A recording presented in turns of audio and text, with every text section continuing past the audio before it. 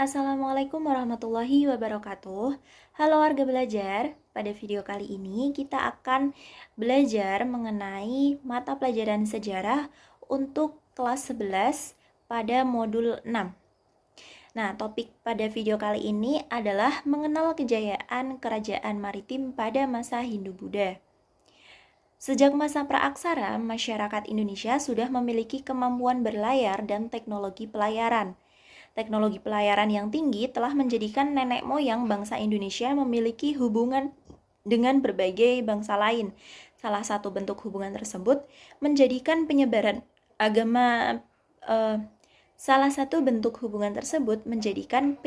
agama berkembang di Indonesia. Masuknya agama dan kebudayaan Hindu-Buddha di Indonesia telah memunculkan kerajaan-kerajaan bercorak Hindu-Buddha. Kerajaan-kerajaan pada masa Hindu-Buddha banyak yang berhasil mencapai puncak kejayaan. Hal ini dibuktikan dengan berbagai prasasti yang bisa kita temui hingga sekarang. Nah, kerajaan-kerajaan Hindu-Buddha yang fenomenal adalah kerajaan Sriwijaya dan Majapahit. Kedua kerajaan ini berhasil meraih puncak kejayaannya sehingga wilayah kekuasaannya saat itu melebihi wilayah Indonesia sekarang. Nah, kesamaan kerajaan Sriwijaya dan Majapahit, di samping sama-sama kerajaan bercorak Hindu-Buddha, juga sama-sama sebagai kerajaan maritim.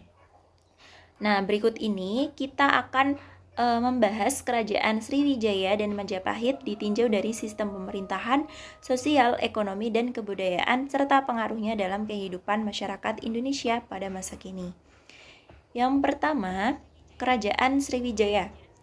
Kerajaan Sriwijaya itu berdiri pada abad 6 Masehi yang merupakan kerajaan bercorak Buddha.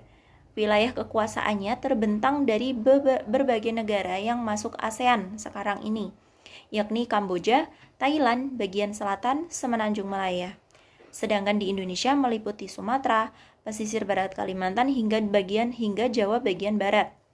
Nah, pusat kerajaan Sriwijaya itu terletak di antara Bukit Siguntang dengan Sobakingking di Palembang, Sumatera Selatan.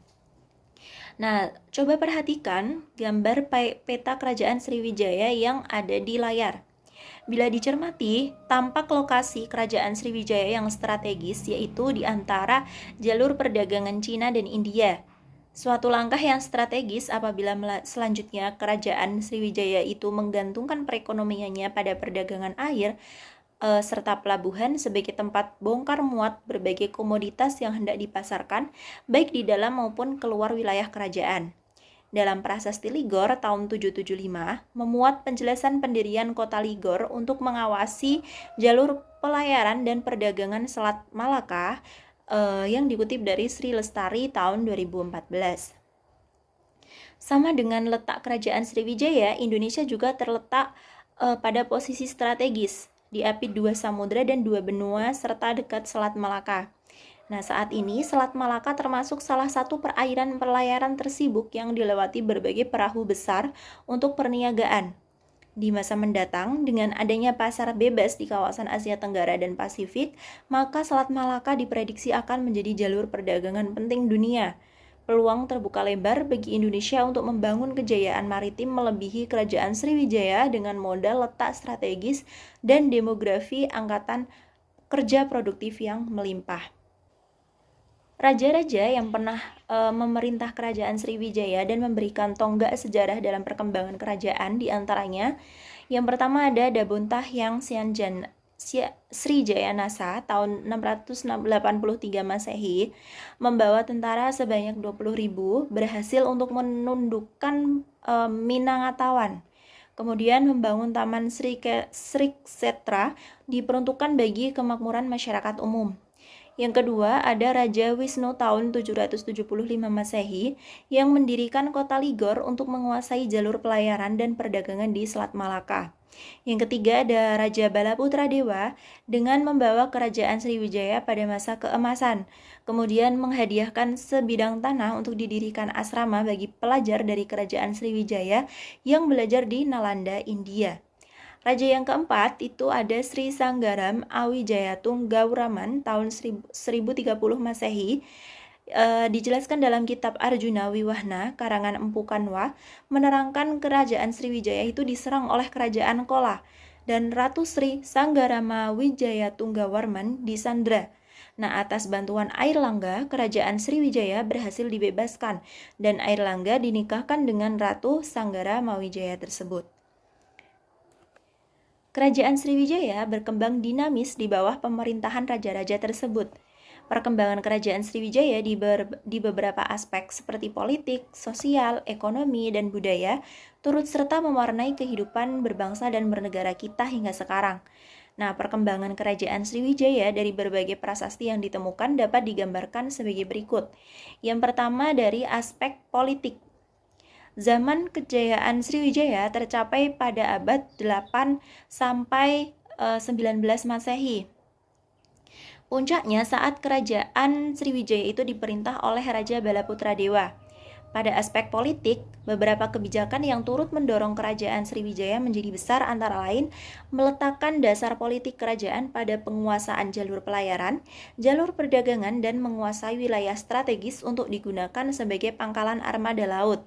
Nah, kebijakan politik ekspansi ini di samping berhasil memperluas wilayah kerajaan, juga menjadikan pusat perdagangan dengan menguasai jalur-jalur perdagangan India, Cina, Selat Malaka, Selat Sunda, Semenanjung Malaya, dan Tanah Genting Kera. Nah, bukti-bukti kebijakan ekspansi kerajaan Sriwijaya dapat dilacak pada prasasti-prasasti berikut. Yang pertama ada prasasti Kedukan Bukit 684. Ditemukan di daerah Kedukan Bukit di sepanjang Sungai Talang dekat Palembang. Isi prasasti ini menjelaskan tentang Raja Dapun Tahyang dari kerajaan Sriwijaya yang telah membawa 20.000 tentara dan berhasil menaklukkan Minang Tamwan. Letak Minang Tamwan ini diperkirakan berada di daerah Binaga, Jambi. Yang kedua ada prasasti Kota Kapur yang berangka tahun 686 ditemukan di Pulau Bangka. Prasasti ini menyebutkan bahwa kerajaan Sriwijaya berusaha menaklukkan bumi Jawa yang tidak setia kepada Sriwijaya. Adapun yang dimaksud bumi Jawa itu adalah kerajaan Tarumanagara atau sekarang terletak di Kota Bogor, Jawa Barat. Yang ketiga ada prasasti Kerang Brahi berangka tahun 686. Prasasti ini ditemukan di daerah Pendalaman Jambi yang menunjukkan penguasaan daerah tersebut oleh Sriwijaya. Yang keempat ada prasasti Ligor berangka tahun 775 ditemukan di Malaysia. Prasasti ini menyebutkan tentang pendirian ibu kota Ligor di Semenanjung Malaya agar lebih dekat mengawasi pelayaran perdagangan di Selat Malaka. Selanjutnya, untuk menjamin kekuasaan kerajaan, pemerintah Sriwijaya itu membuat kebijakan pengambilan sumpah bagi semua kalangan agar setia kepada Sriwijaya. Nah, kebijakan ini kemudian ditulis pada prasasti Telaga Batu. Tulisan pada prasasti ini memiliki 28 baris dengan huruf Pallawa dan memakai bahasa Melayu kuno. Secara garis besar, isi dari tulisan ini adalah tentang kutukan untuk mereka yang berbuat kejahatan di kerajaan Sriwijaya dan tidak mematuhi perintah dari raja. Oleh karena itu, para pemegang kekuasaan setelah raja yang memiliki potensi melawan kerajaan Sriwijaya perlu disumpah. Mereka antara lain putra raja, raja putra, menteri atau kumara ramatya, bupati atau bupati, panglima atau senapati, pembesar atau tokoh lokal terkemuka atau disebut nayaka, bangsawan atau pratyaya, raja bawahan atau haji pratyaya, hakim atau dandanayaka, dan ketua pekerja atau buruh disebut dengan tuha anfatak atau furuh, pengawas pekerja rendah atau adyaksini javarna, ahli senjata fasikanara, tentara citabata, pejabat pengelola adikarana, karyawan toko kayasita, pengrajin sapaka, kapten kapal puhafam, peniaga atau vaniaga, pelayan raja atau marsi haji, dan budak raja atau hulun haji. Yang kedua ada aspek sosial. Sebagai kerajaan maritim yang menguasai wilayah perairan jalur perdagangan dunia, maka penduduk kerajaan Sriwijaya itu banyak berinteraksi dengan orang-orang berbagai belahan dunia, termasuk dengan pedagang. Nah, para pedagang selain berdagang itu juga menyiarkan agama.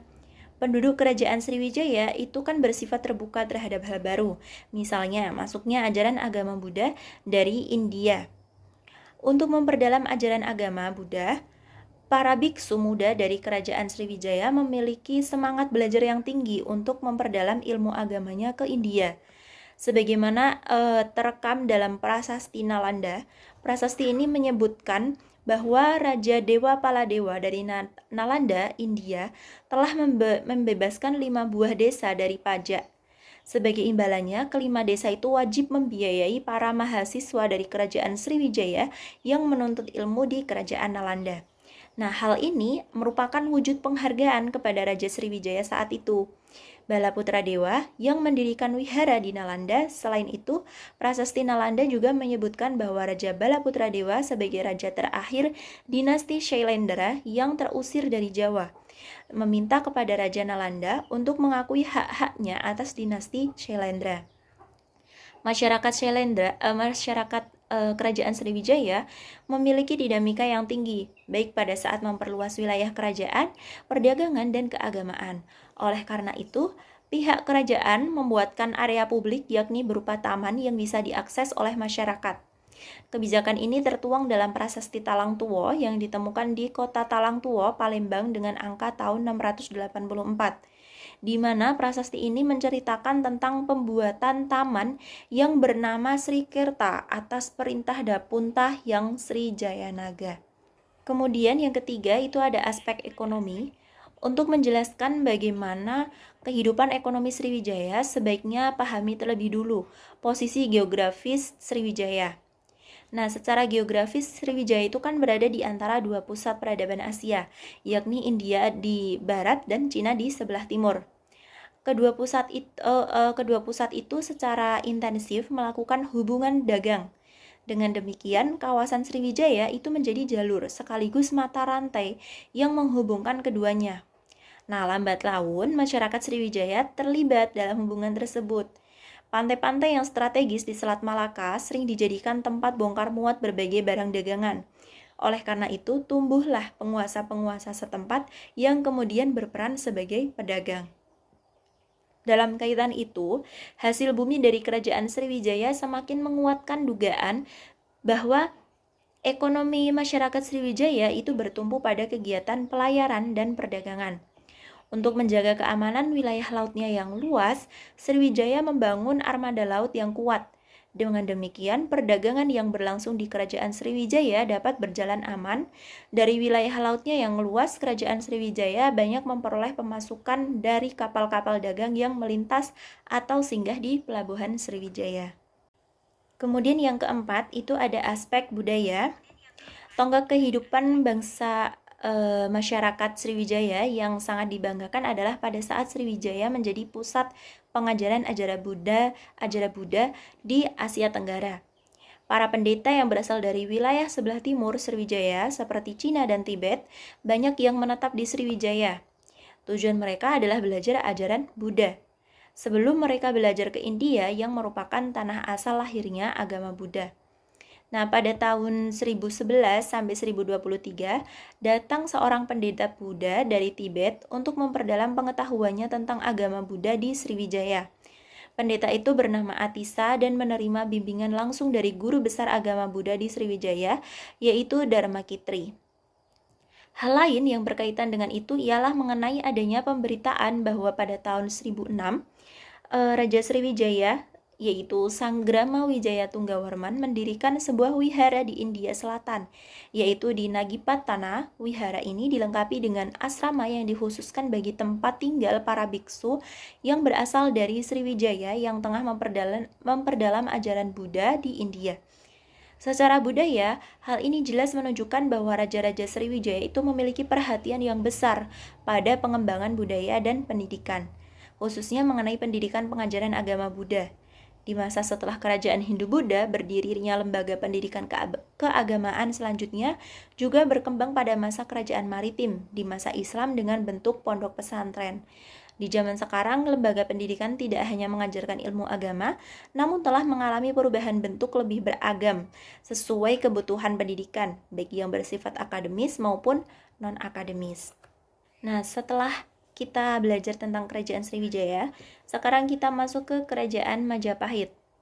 Kerajaan Majapahit itu terletak di daerah Tarik, Kabupaten Mojokerto, Jawa Timur. Kerajaan ini berkembang dari tahun 1293 hingga 1500, yang pada awalnya daerah Tarik itu diberikan oleh Arya Wiraraja kepada Raden Wijaya karena telah mengabdi kepada Arya Wiraraja. Selanjutnya oleh Raden Wijaya dibangun menjadi perkampungan. Nah, berkat kecakapan Raden Wijaya, pemukiman yang awalnya dari hutan terus berkembang pesat yang akhirnya menjelma menjadi Kerajaan Majapahit. Raden Wijaya merupakan menantu dari Raja Kartanegara dari Singosari. Prasasti Kudadu memaparkan bahwa ketika Jayakatwang dari Kediri memberontak dengan menyerang istana Singosari, Kartanegara gugur, sedangkan Raden Wijaya bersama istrinya dan pengikutnya berhasil meloloskan diri. Mereka kemudian pergi mencari perlindungan dan mengabdi kepada Adipati Sumenep, Arya Wiraraja, oleh karena dalam pengabdinya dianggap berhasil. Arya Wiraraja memberikan tanah perdikan di daerah Tarik kepada Raden Wijaya. Nah, saat Raden Wijaya itu membangun hutan Tarik menjadi pemukiman, datang pasukan Kubilai Khan dari Mongolia dengan tujuan untuk meminta pertanggungjawaban Kartanegara yang telah menolak memberikan upeti serta membuat cacat utusan Kubilai Khan. Nah, situasi ketidaktahuan pasukan Kubilai Khan atas meninggalnya Kartanegara dimanfaatkan oleh Raja Wijaya untuk balas dendam kepada Jayakatwang. Setelah Jayakatwang terbunuh oleh serbuan pasukan Kubilai Khan, Raden Wijaya dengan cerdiknya menghancurkan pasukan Kubilai Khan, sehingga pada saat itu Raden Wijaya itu dinobatkan menjadi Raja Majapahit yang bergelar Sri Jayawardhana. Berikut ini adalah raja-raja yang pernah berjabat di Kerajaan Majapahit. Yang pertama ada Raden Wijaya tahun 1293 sampai 1909 yang merupakan pendiri Kerajaan Majapahit dengan gelar Kertajasa Jayawardhana. Kemudian pernah memberikan bagian hadiah jabatan kepada sahabat yang berperan dalam mendirikan Kerajaan Ranglawe. Merasa tidak puas, beberapa di antaranya mengadakan pemberontakan, yakni Ranglawe dan Lembu Sora. Raja yang kedua itu ada Sri Jaya Negara tahun 1309 sampai 1328, sering mengalami pemberontakan Nambi, Semi, dan pemberontakan Kuti. Berhasil menduduki Kerajaan Majapahit. Pemberontakan berhasil ditumpas oleh Gajah Mada atas jasanya dianugerahi sebagai Patih Kahuripan dan kemudian Patih di Daha. Kemudian Jaya Negara wafat dibunuh tabib Tanca dan Tanca berhasil dibunuh oleh Patih Gajah Mada. Raja yang ketiga itu ada Tribuana Tunggadewi Jaya Wisnu Wardani tahun 1328 sampai 1360. Perannya yaitu menggantikan Jaya Negara, kakaknya yang wafat dibunuh Tanca, dan dalam pemerintahannya itu di samping membantu suaminya Kertawardhana juga dibantu Patih Gajah Mada. Nah, pemberontakan di Saden dan Keta berhasil dihancurkan oleh Patih Gajah Mada. Atas dasarnya Gajah Mada diangkat jadi Mahapatih di Kerajaan Majapahit. Kemudian yang keempat itu ada Raja Hayam Wuruk tahun 1350 sampai 1389, di mana Tribuana Tunggadewi menyerahkan tampuk kekuasaan kepada anaknya yang bernama Hayam Wuruk dengan gelar Sri Raja Senagra. Nah, di bawah kepemimpinan Raja Hayam Wuruk, Kerajaan Majapahit mengalami masa keemasan dan terjadi perang bubat ketika rombongan Sri Baduga Maharaja dan putrinya Dyah Pitaloka dari Kerajaan Sunda yang dilamar oleh Raja Hayam Wuruk dihadang oleh Mahapatih Gajah Mada yang hendak dipersembahkan sebagai tanda tunduk kepada Majapahit. Namun niat Gajah Mada ditentang oleh Sri Baduga Maharaja, sehingga terjadi peperangan yang menewaskan Sri Baduga Maharaja dan Dyah Pitaloka bunuh diri. Kemudian setelah perang bubat, Mahapatih Gajah Mada mengundurkan diri. Nah, Kerajaan Majapahit yang semula dari hutan berkembang menjadi pemukiman hingga menjelma menjadi kerajaan yang pada awalnya merupakan kerajaan Hindu bercorak agraris. Namun, dalam perkembangan selanjutnya, pada puncak kejayaannya, Kerajaan Majapahit bercorak maritim. Pergeseran dari corak agraris menjadi maritim dipengaruhi oleh beberapa hal. Yang pertama, Kerajaan Majapahit menerapkan kebijakan politik Dwipantara untuk memperluas wilayah kekuasaannya. Kebijakan Dwipantara Kerajaan Majapahit mengacu pada kebijakan politik yang dicetuskan oleh Kartanegara. Dwipantara itu berarti kepulauan tanah seberang, berasal dari bahasa Sanskerta yang terdiri kata Dwipa berarti pulau dan antara yang berarti luar atau seberang. Pada masa Kerajaan Majapahit, istilah Nusantara digunakan untuk menyebutkan pulau-pulau di luar Pulau Jawa.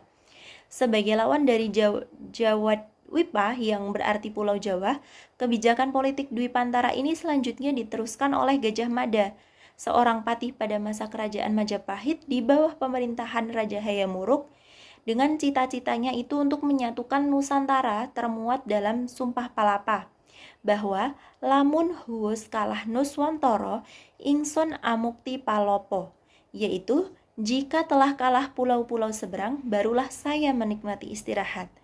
Sumpah Patih Gajah Mada terwujud ditandai dengan wilayah Kerajaan Majapahit semakin meluas. Nah, bahkan hampir seluruh Nusantara dapat dikuasai kecuali Kerajaan Pajajaran.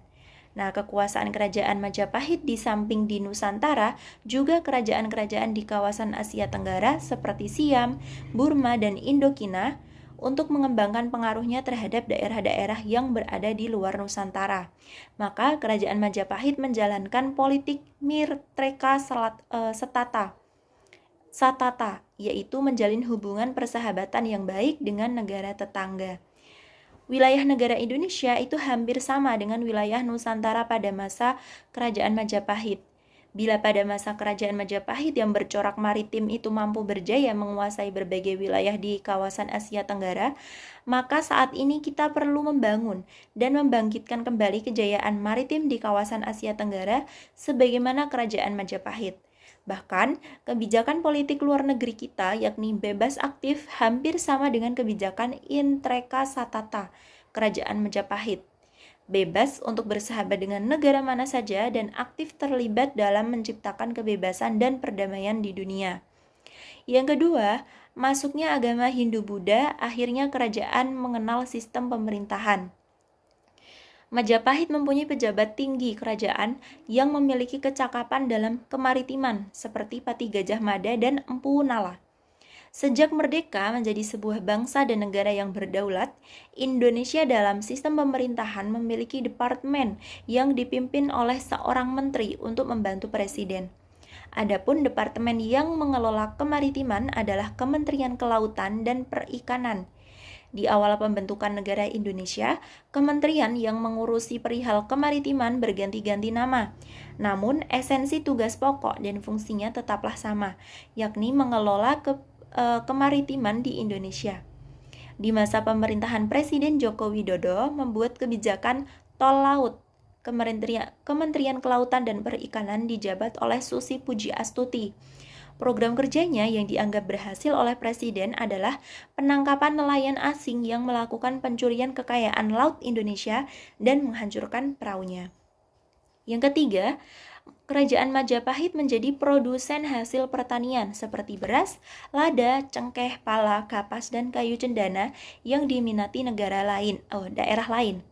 Oleh karena itu, terciptalah perdagangan di berbagai wilayah Nusantara hingga ke luar negeri. Distribusi perdagangan keluar Pulau Jawa menggunakan angkatan laut dengan menggunakan perahu besar. Bila pada masa kerajaan, produk yang diperjualbelikan masih berupa hasil pertanian dan laut, maka di masa sekarang produk-produk yang diperjualbelikan sudah beragam. Bukan lagi produk mentah hasil pertanian dan laut, namun sudah pada tataran perdagangan olahan hasil pertanian dan laut. Misalnya Palawijaya, seperti beras, jagung, dan singkong tidak lagi dijual mentah. Akan tetapi, beras diolah dan diperdagangkan dalam bentuk tepung.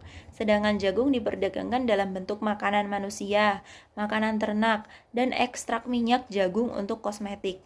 Demikian pula hasil laut tidak dijual dalam bentuk ikan mentah dan ikan asin, namun berkembang menjadi olahan hasil laut siap saji seperti ikan tuna kemasan dalam kaleng. Ada juga dari rumput laut seperti keripik rumput laut, dodol rumput laut, dan ekstrak rumput laut untuk kecantikan serta obat-obatan. Bahkan dalam usaha kreatif itu tidak lagi mengolah produk laut. Limbah dari olahan laut bisa menjadi produk unggulan untuk diperdagangkan. Misalnya kulit kerang diolah menjadi berbagai kerajinan, mulai dari aksesoris kecantikan, hiasan rumah, bahkan hiasan mebeler. Nah, hasil ekspor produk usaha kreatif ini memberikan devisa kepada negara yang nilainya sangat besar.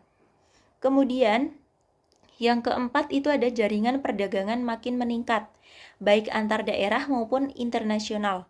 Perdagangan tradisional antar daerah seperti Pulau Jawa, Malaka, Maluku juga semakin ramai.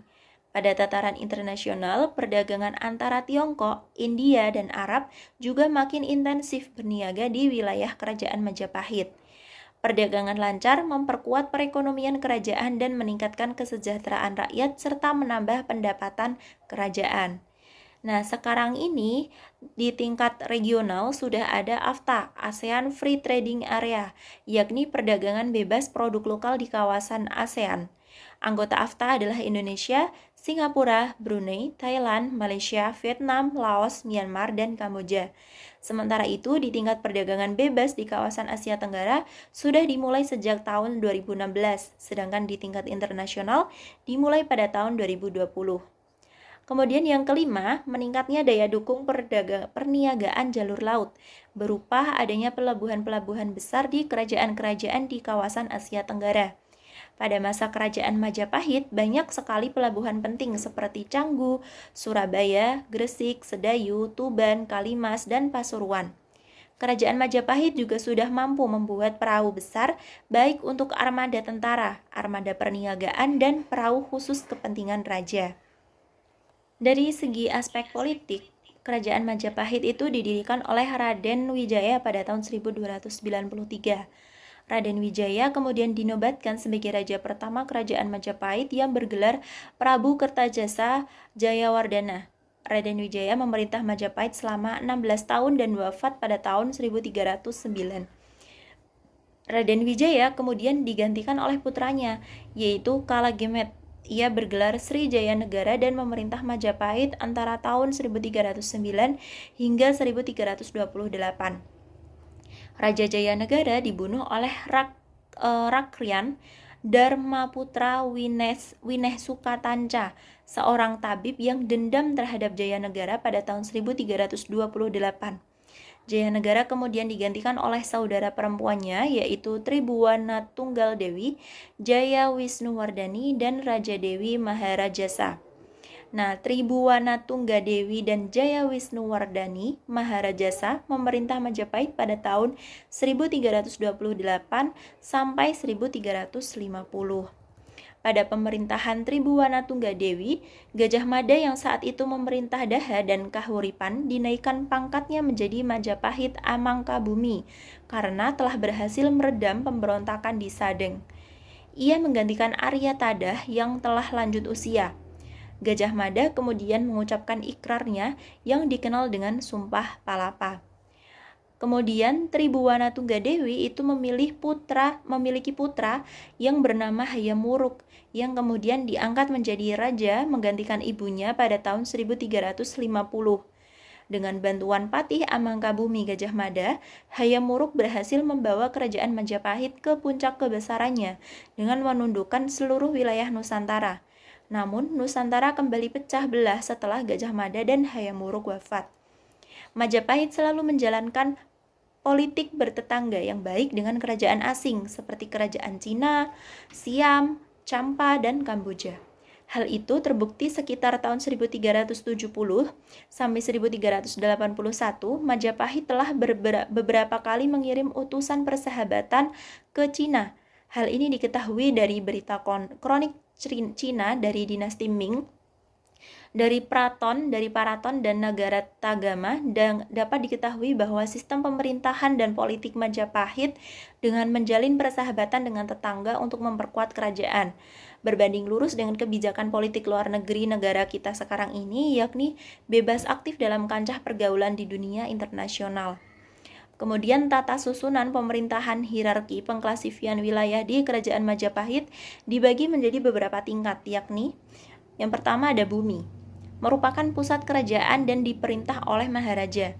Yang kedua ada nagara, setingkat provinsi yang dipimpin oleh raja atau gubernur, nata atau tuan, bre atau pangeran atau bangsawan keluarga dekat raja, batara, wadana atau adipati. Kemudian yang ketiga ada watek, setingkat kabupaten yang dipimpin oleh temunggung atau wiyasa. Yang keempat ada setingkat di atas kecamatan atau kademangan yang dipimpin oleh lurah atau demang. Yang kelima ada wanua, setingkat desa yang dipimpin oleh petinggi. Yang keenam ada kabuyutan, setingkat lingkungan, padukuhan, dusun kecil yang dipimpin oleh buyut atau rama. Nah, pengklasifikasian pemerintahan berdasarkan wilayah pada zaman sekarang kita juga mengenal pemerintahan provinsi yang dipimpin oleh seorang gubernur, pemerintahan kabupaten yang dipimpin oleh seorang bupati, kecamatan yang dipimpin oleh seorang camat, desa atau kelurahan yang dipimpin oleh kepala desa atau lurah, sedang pemerintahan di atas kecamatan yang dulu disebut kawedanan sekarang telah ditiadakan dalam struktur wilayah. Yang kedua dari aspek sosial. Pada masa kerajaan Majapahit, kehidupan sosial di masyarakat sudah tercipta kondisi tertib, aman, damai, dan tentram. Dengan adanya kitab Kutaramanawa yang digunakan, dasar hukum kerajaan Majapahit. Peradilan dilaksanakan secara ketat, siapa yang bersalah dihukum tanpa pandang bulu. Karena itu, tercipta ketertiban dan rakyat pun merasa aman. Kedamaian dan ketentraman dalam kehidupan masyarakat kerajaan Majapahit ditandai berkembangnya agama Hindu dan Buddha yang tumbuh bersama. Dengan kondisi kehidupan yang aman dan teratur, maka suatu masyarakat akan mampu menghasilkan karya-karya budaya yang bermutu tinggi seperti beragam candi dan karya sastra. Kemudian yang ketiga, dari aspek ekonomi, kemakmuran masyarakat kerajaan Majapahit tercipta karena kehidupan di bidang ekonomi tumbuh baik. Pertanian dan perdagangan berjalan dengan lancar. Mata uang yang dipakai untuk perdagangan di Majapahit adalah mata uang gobok. Nah, wilayah kekuasaan kerajaan Majapahit itu meliputi daratan dan perdagangan laut yang luas. Hal ini membuat Majapahit menjadi kerajaan agraris dan maritim. Sebagai kerajaan agraris, hasil utamanya itu merupakan hasil pertanian, seperti padi, lada, cengkeh, pala, dan kapas. Sementara di bidang maritim, kerajaan Majapahit mengembangkan perdagangan hingga ke luar negeri. Hal ini terjadi karena keberhasilan dalam menjalankan kebijakan politik Mitreka Satata. Perdagangan yang dikembangkan adalah sebagai pedagang perantara yang membawa barang dagangan dari daerah satu ke daerah lainnya. Pada masa kerajaan Majapahit, banyak sekali pelabuhan penting seperti Canggu, Surabaya, Sedayu, Tuban, Kalimas, dan Pasuruan. Yang keempat, dari aspek kebudayaan. Kehidupan berbudaya pada masa kerajaan Majapahit berkembang dengan baik. Hal ini ditandai dengan menghasilkan karya-karya budaya yang bermutu tinggi. Hasil budaya Majapahit dapat dibedakan menjadi dua bentuk, yaitu berupa bangunan candi dan karya sastra. Bangunan candi itu terdiri dari Candi Jebung di Paiton, Probolinggo, Jawa Timur, Candi Bajang Ratu di Trowulan, Mojokerto, Jawa Timur, Candi Penataran di Blitar, Jawa Timur, Candi Brahu di Trowulan, Mojokerto, Jawa Timur, dan Candi Tikus di Trowulan, Mojokerto, Jawa Timur. Sedangkan untuk karya sastra itu ada 3. Yang pertama, Kitab Nagarakertagama karya Empu Prapanca, Kitab Sutasoma dan Arjuna Wiwaha karya Empu Tantular, dan Kitab Pararaton tidak diketahui penulisnya. Kemudian setelah kita belajar dari kerajaan maritim dan kerajaan agraris, kita akan mengaitkan kerajaan maritim zaman Hindu-Buddha dengan kehidupan bangsa Indonesia kini. Keterkaitan antara kerajaan Sriwijaya dan kerajaan Majapahit sebagai kerajaan maritim itu ditinjau dari aspek sistem pemerintahan, sosial, ekonomi, dan kebudayaan dengan kehidupan masyarakat Indonesia sekarang ini. Dari aspek politik, dengan masuknya ajaran agama Hindu-Buddha ke Indonesia, maka kerajaan yang ada, baik Sriwijaya maupun Majapahit menggunakan sistem pemerintahan yang berkaitan dengan agama, dengan raja sebagai kepala pemerintahan. Pada zaman kerajaan Sriwijaya, untuk menjamin kelanggengan kekuasaan raja, maka diambil sumpah setia bagi seluruh keluarga raja, serta pejabat kerajaan. Barang siapa melanggar sumpah setia pada raja, maka akan terkena kutukan jahat dari sang raja. Demikian pula di masa sekarang, untuk menjamin keberlangsungan NKRI, maka semua pejabat yang terpilih dalam struktur pemerintahan pada saat pelantikannya senantiasa diambil sumpah jabatan. Bukan hanya di sektor pemerintah, di sektor swasta juga ada yang menerapkan sumpah jabatan atau pengganti sumpah jabatan membuat surat pernyataan fakta integritas sesuai dengan ketentuan organisasi. Nah, Kerajaan Majapahit memiliki pejabat yang kompeten dan handal dalam kemaritiman, misalnya Patih Gajah Mada dan Empu Nala. Sedangkan di masa sekarang, guna memilih pejabat yang kompeten, maka dilaksanakan melalui seleksi kepatutan dan kelayan atau fit and proper test. Ciri khas kerajaan maritim itu kan senantiasa memiliki armada militer laut dan pelayaran yang kuat. Pada zaman dahulu, armada militer ini berfungsi untuk memperluas wilayah kekuasaan, sekaligus berperan untuk mempertahankan wilayah kerajaan. Sementara, armada pelayaran untuk mendukung kegiatan perdagangan, baik di dalam maupun di luar kerajaan. Saat ini, untuk menunjukkan eksistensi kedaulatan wilayah laut, pemerintah Indonesia membentuk TNI AL yang tangguh, handal, dan profesional dengan armada kapal laut yang dipersenjatai dengan peralatan canggih. Hal lain yang membanggakan adalah bangsa kita juga sudah mampu mempermuat armada kapal laut yang diproduksi oleh PT PAL 1 dan 2, baik untuk keperluan militer maupun keperluan pelayaran. Salah satu monumen penanda yang membuktikan kita jaya di laut adalah monumen Jales Veva Jaya Mahe yang dibangun dalam area komplek Armada Timur Ujung, Kota Surabaya, Jawa Timur.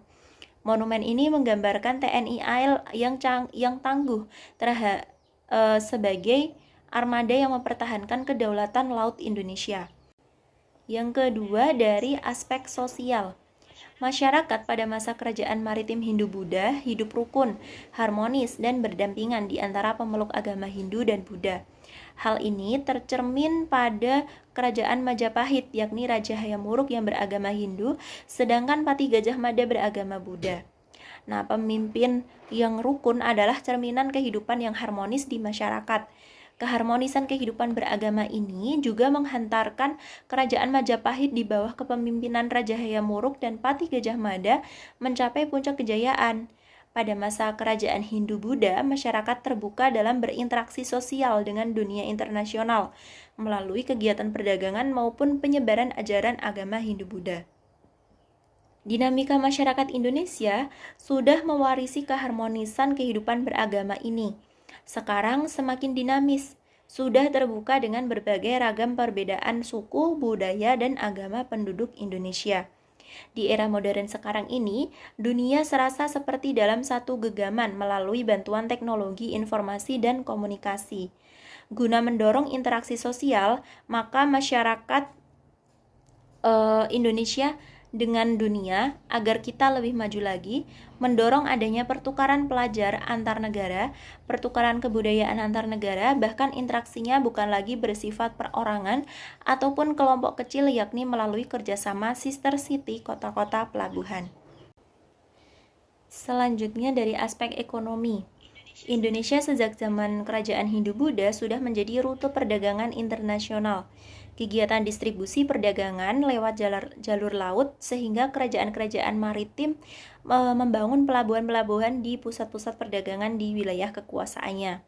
Sedangkan di zaman sekarang untuk memperkuat arus mobilitas distribusi barang maupun manusia, maka pemerintah di bawah kepemimpinan Presiden Joko Widodo mencetuskan program tol laut.